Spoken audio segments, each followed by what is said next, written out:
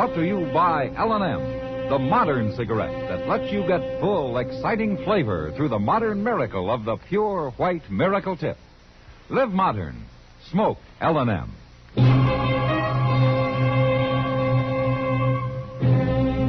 Around Dodge City and in the territory on West, there's just one way to handle the killers and the spoilers, and that's with a U.S. Marshal and the smell of Gunsmoke.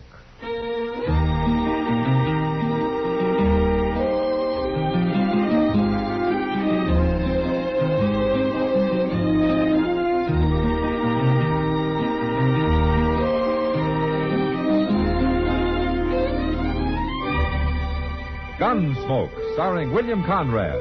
The transcribed story of the violence that moved west with young America. And the story of a man who moved with it.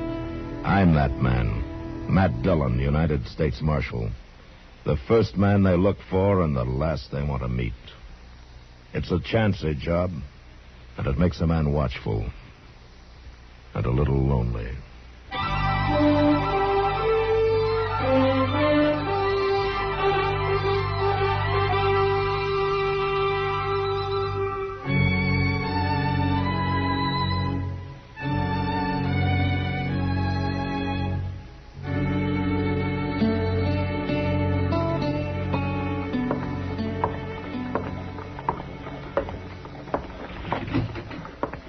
Did you get the mail, Chester?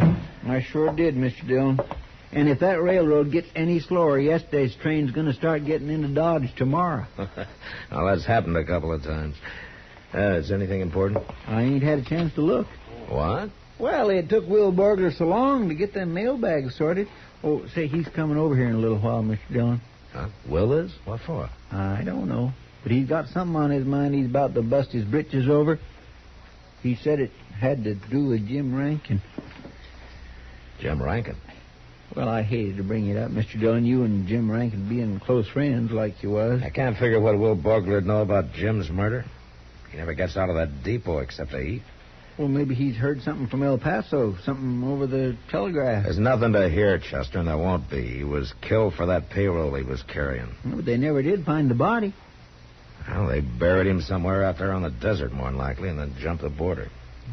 They sure could get a long ways south on $60,000, all in banknotes.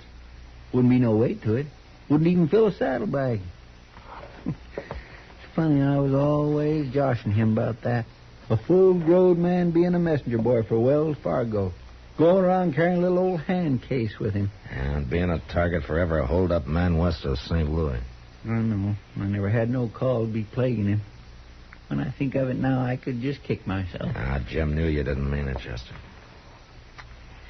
Yeah, you know, he was one of the best. I rode a lot of country with Jim Rankin, back when he was a lawman.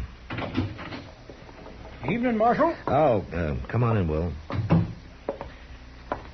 What's this news about Jim Rankin? Just that you and everybody else is wrong, that's all. Oh, why so?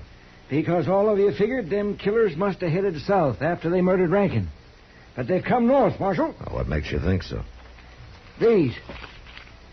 Couple of banknotes, $10 silver certificates, American Federal Bank of Boston. Chester, give me that Wells Fargo list of serial numbers, will you? Yes, sir. Already checked them, Marshal. They're on the list. Where'd you get these, Will? They turned up in my cash box at the depot. Somebody bought a ticket with them. Who? Do you know? It was Miss Lily over to the Long Branch. Lily? That pretty one with the yellow hair. She bought a ticket on the Santa Fe to Kansas City. Said she was aiming to go back there on a visit. Why, them killers might be right here in Dodge, Mr. Dillon. I hope so, Chester. I sure do hope so.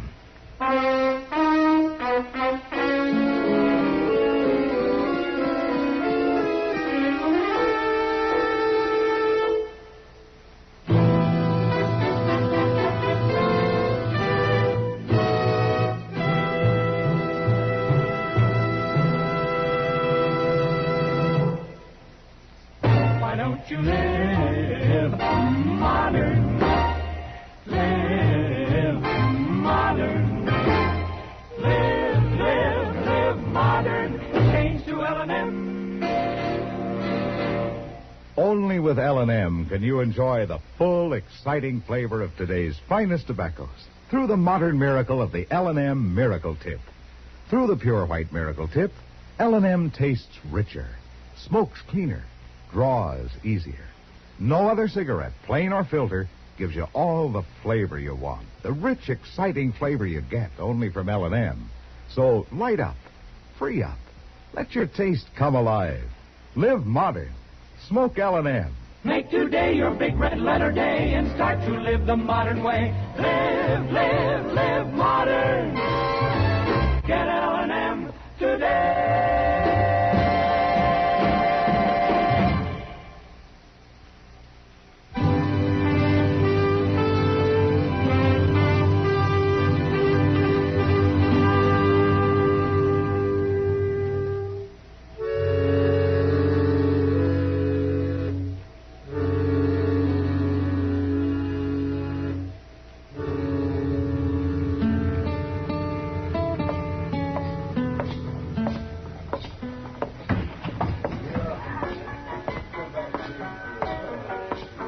Hello, Kitty.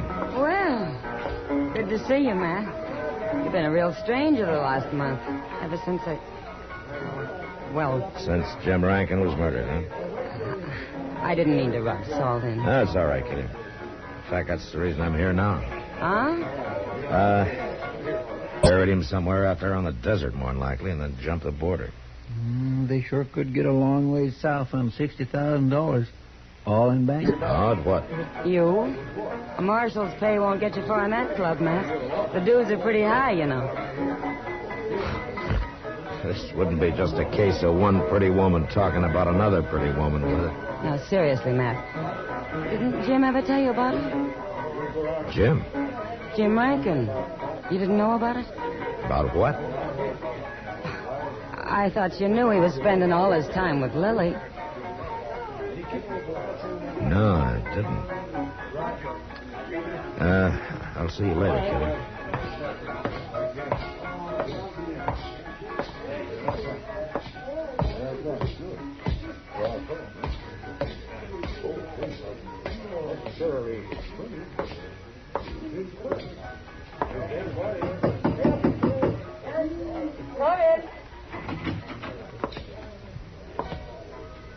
Marshal Dillon. How are you, Lily? Well, this is quite a surprise. I understand you're leaving for Kansas City. I'm just going for a visit. Is there a law against it, Marshal? Or do you care personally? You bought a railroad ticket this afternoon from Will Borgler. You paid for it with a couple of $10 notes of the American Federal Bank of Boston. My, you have been taking an interest. Where did you get those banknotes, Lily? Oh, come now, Marshal. I want to know where you got those bills. I don't know where I got them. You don't know, huh?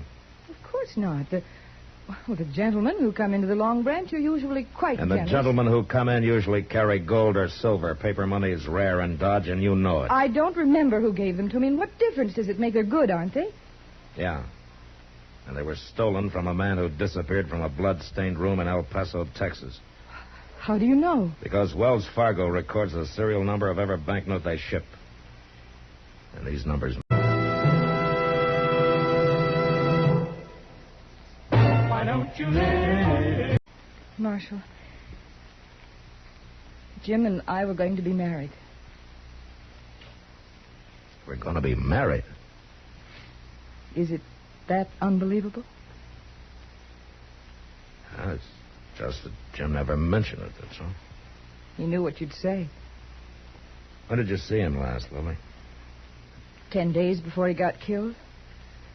He went from here to St. Louis and then straight to El Paso. Did you know his plans, where he was going to stay in El Paso, how much money he was carrying? What are you trying to say? I just asked you if... Sorry, I couldn't make it any sooner. Will you get out of here, mister? You've got the wrong room. Well, yes, I have. Sorry, folks, I was looking for Wait somebody just else. a minute.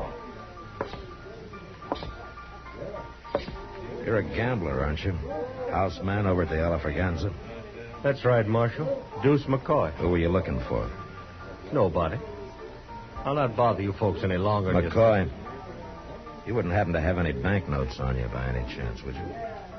Banknotes? I'm strictly gold standard, Marshal. I got caught with some of that worthless paper trash during the rebellion. My apologies, ma'am, Marshal.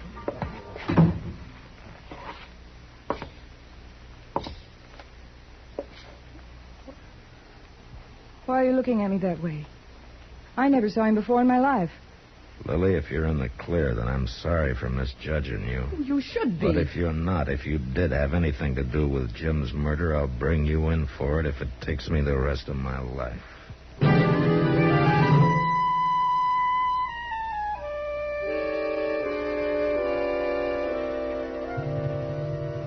3 days went by, and things stayed pretty much the same. I found out Jim Rankin had told a couple of people that he was going to marry Lily. And she could have been telling the truth about the 2 banknotes. Maybe she didn't remember where she'd got them. But she had lied about one thing, about not knowing Deuce McCoy. Word had gotten around town that she and Deuce had been thicker than thieves for a long time. But that didn't help me. Neither one of them had been out of Dodge in 6 months. And then one evening about 8 o'clock, Kitty came into the office with the news that started a landslide. Oh, Miss Kitty. Matt, there's something funny going on. Now, what do you mean, Kitty? Lily. She didn't show up for work this evening, so I went upstairs looking for her. All her clothes, her costumes, they're gone. She's cleaned everything out. You know where she lives? Yeah, she's got a room at L.A. Grott's place, down south of the Dodge House, a couple of streets. Yeah, I know where it is. Chester, come on, let's go.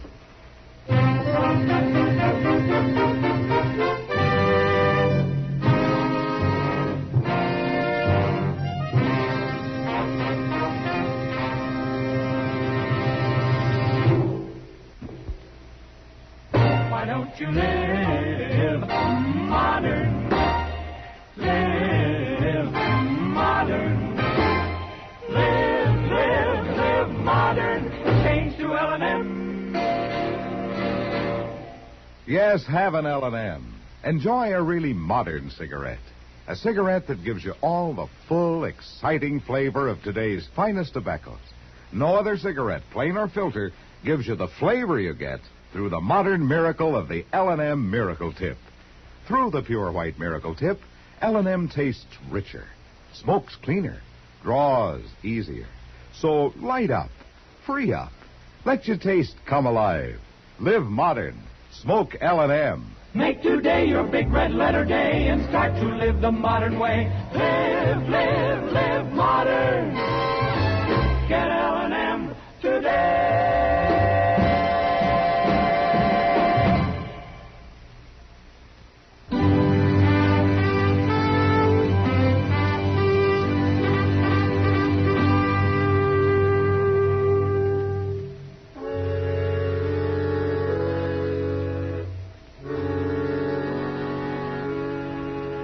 Lily wasn't at the rooming house, and nobody there had seen her since mid-afternoon. So Chester and I went back and took a look at her room in the Long Branch. Kitty was right. She'd cleaned out. Great goodness, Mr. Dillon, if this ain't the most upset room. It's kind of a mess, all right. Things thrown around every which way. Looks like a cyclone hit it. Somebody was hunting for something. Well, you'd think Lily'd know where things was at. It was somebody else, Chester, after Lily had gone. Well, where do you think she's gone to, Mr. Dillon? Well, she bought a railroad ticket to Kansas City. Night train leaves in half an hour. Yeah, we better get over to the depot. Come on. You know, it's kindly hard to think ill of a woman as pretty as Lily. Man just can't hardly help believing anything she wants him to. Yeah, I know.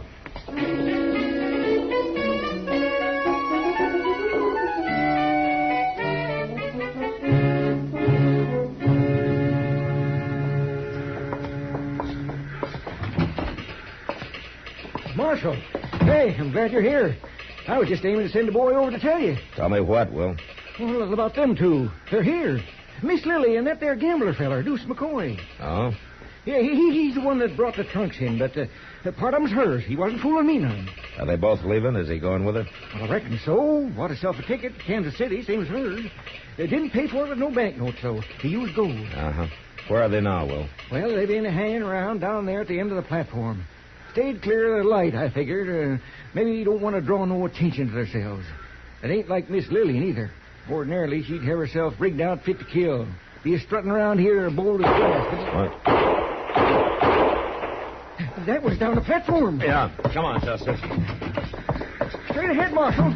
There at the end. Yeah, I see. Look, Mr. Dillon, somebody jumped on a horse. Yeah. Hold it there! He's getting away. Couldn't have been nothing but plain luck in the dark like this, Mr. Dillon. I'd have sworn I had him in my sights. Marshal! Yeah.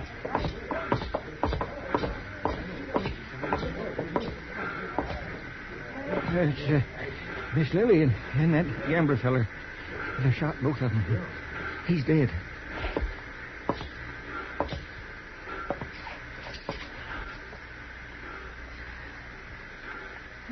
Bill?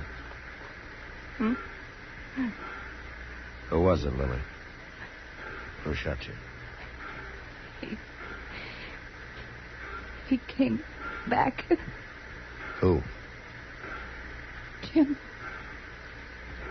Jim? I never thought he...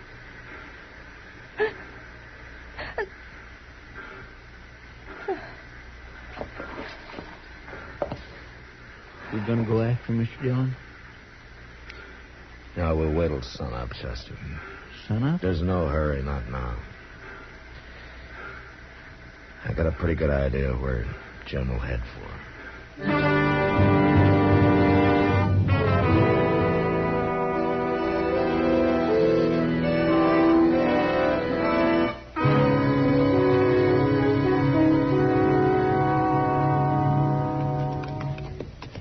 Mr. Dillon, how can you be so doggone certain he's out here somewhere? Because I know how he thinks, Chester. Sir, I never see such a country. Rim rock, gullies, mesquite, plum thickets. We couldn't find him in this stuff in a month of Sundays. I think he'll find us. Oh, dear, I'd as lieve you wouldn't talk that way. Mr. Dillon gives a man the willies, knowing all the time there might be a gun sight leveled on him and not knowing just when the shot. Well, you know now, Chester. Hold it. Right where you are. He's just by that point of rim rock. Oh, forget it. He's got perfect cover. That you, Matt? Yeah, it's me, Jim. Leave your gun. Come up here. Come alone. Stay here with the horses, Chester. Don't do it, Mr. Dillon. You don't know what he's up to. Only one way to find out. Here, take my gun. Well, I just don't like this. I don't. Over this way, Matt.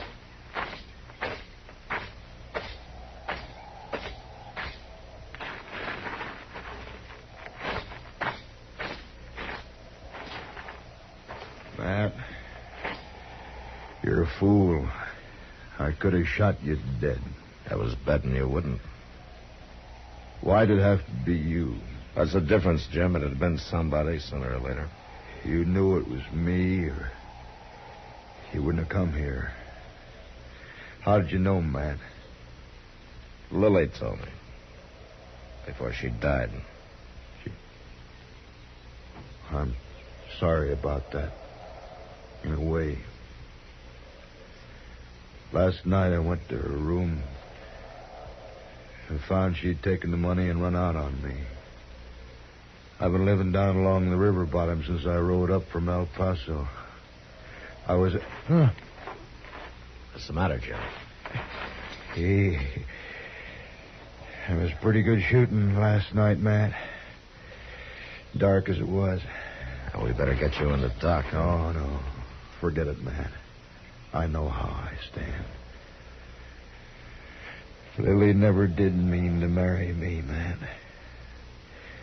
She told me last night there on the station platform. And then she laughed. Take it easy, Jim. She helped me plan that fake robbery in El Paso. She was all for it, I thought. But she was all for the money, not for me. Never known a woman like Lily. All fire and diamonds and soft as a kitten. Yeah. You're funny. I know I'd do the same thing again. If she asked me to, what do you think of that? I'm not your judge, Jim. Matt, remember the time we rode out of San Antonio, and we rode from San Antonio? Yeah, I remember, Jim. We were planning to ride down to Laredo. Let's see if we could.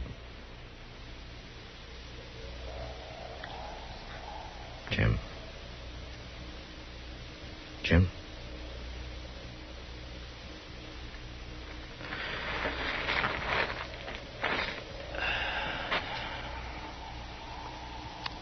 Yeah, Jim. I remember.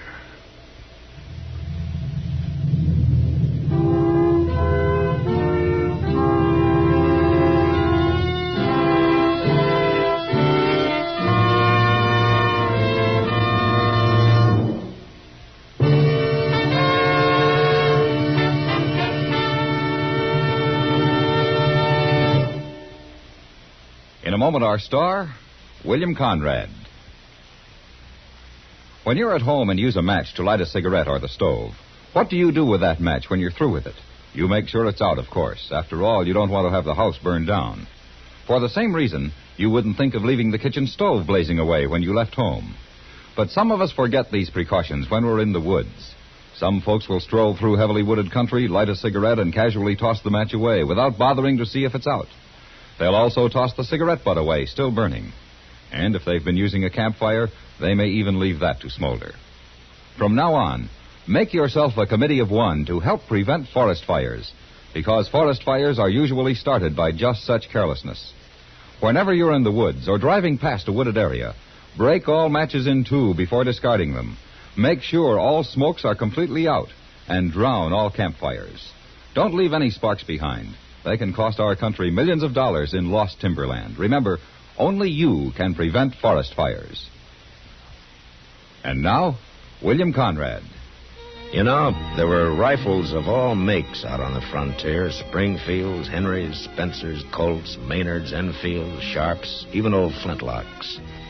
And next week, a man discovers it doesn't matter what it's fired from. A bullet kills a man awful fast. And that was the West. Gunsmoke, produced and directed by Norman MacDonnell, stars William Conrad as Matt Dillon, U.S. Marshal. The script was specially written for Gunsmoke by Les Crutchfield, with editorial supervision by John Meston. The music was composed and conducted by Rex Corey. Sound patterns by Ray Kemper and Bill James. Featured in the cast were Lynn Allen, Tim Graham, Lawrence Dobkin, and John Daner. Parley Baer is Chester, Howard McNear is Doc, and Georgia Ellis is Kitty. Join us again next week for another specially transcribed story on Gunsmoke.